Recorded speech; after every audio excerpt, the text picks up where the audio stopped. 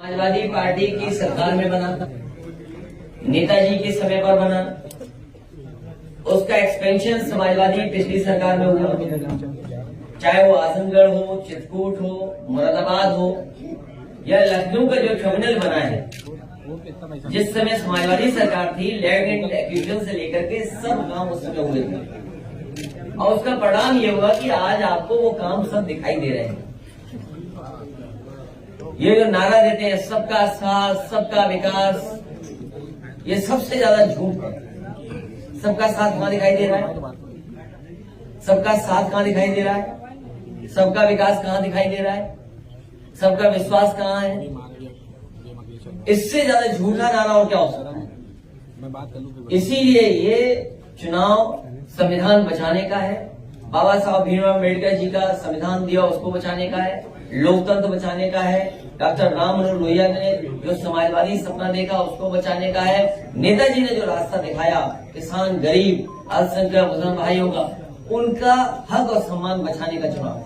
Sir आपने इसलिए एक तरफ जनता खड़ी होगी और दूसरी तरफ थोड़े से भाजपा खड़े दिखाई देंगे।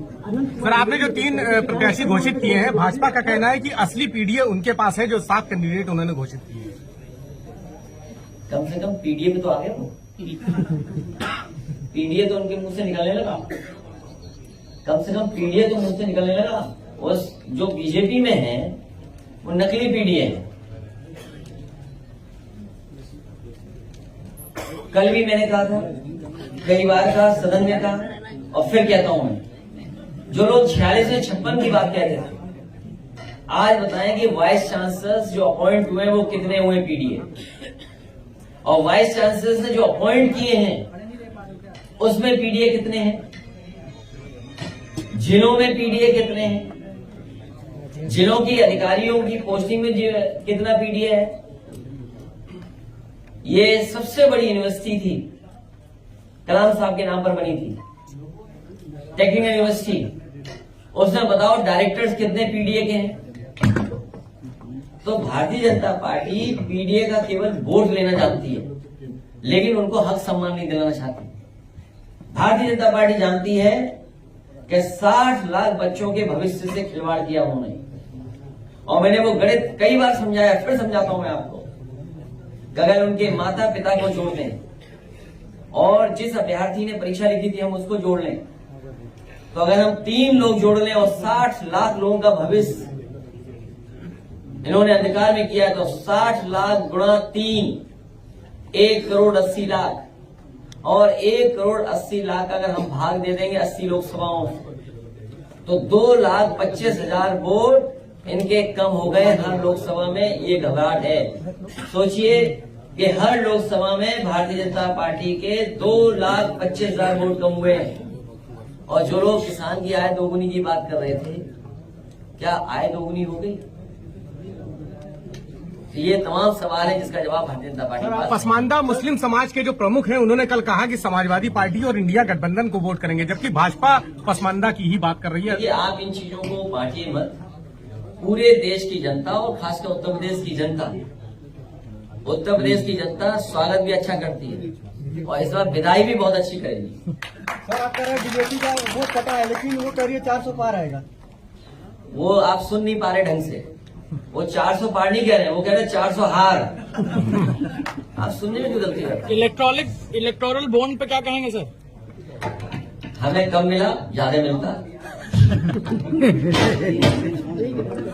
सर एसबीआई ने 2 तक की तारीख मांगी थी, सुप्रीम कोर्ट ने रिजेक्ट करके कल की डेडलाइन दी एसबीआई को। देखिए इलेक्शन, मुझे खुशी है इस बात की, मुझे पूरे देश की जनता को इस बात की खुशी है कि सुप्रीम कोर्ट के माध्यम से कम वो सूची आ जाएगी, जिस सूची में ये पता लग जाएगा कि इलेक्टोरल बॉन्ड्स किन्होंने दिए हैं। अब सवाल यह है कि वो सार्वजनिक होगा कि नहीं होगा, हम और आप जान पाएंगे कि नहीं जान पाएंगे। बीजेपी तो जानती है कि उसे कहां से चंदा मिला है, या हमें चंदा मिला हो तो हमें तो पता है कि कहां से चंदा मिला है। ये जनता जान पाएगी कि नहीं जान पाएगी, ये सबसे बड़ा सवाल है। इसलिए हमें उम्मीद है कि सुप्रीम कोर्ट के माध्यम से, या जो साथी इस बात को चाहते हैं कि जनता जाने तो मुझे उम्मीद है कि देश की जनता जानेगी कि इलेक्टोरल बॉन्ड्स बीजेपी पे जो आए हैं या अन्य दलों पे जो आए हैं वो किन किन के माध्यम से पहुंचे। सर, सुप्रीम कोर्ट ने कहा वो इलेक्शन कमीशन 15 तारीख को 5 बजे तक पब्लिक कर देगा पूरी लिस्ट। इससे अच्छा और क्या होगा। ये तो खुशी की बात है, उसका हम और सब लोग मिलकर के स्वागत करेंगे। क्या चुनाव पे असर पड़ेगा इलेक्टोरल बॉन्ड का, आपको लगता है? जिसका गाना उसका गाना, आवाज खराब जब गाना कम होगा तो गाना भी कम बजेगा।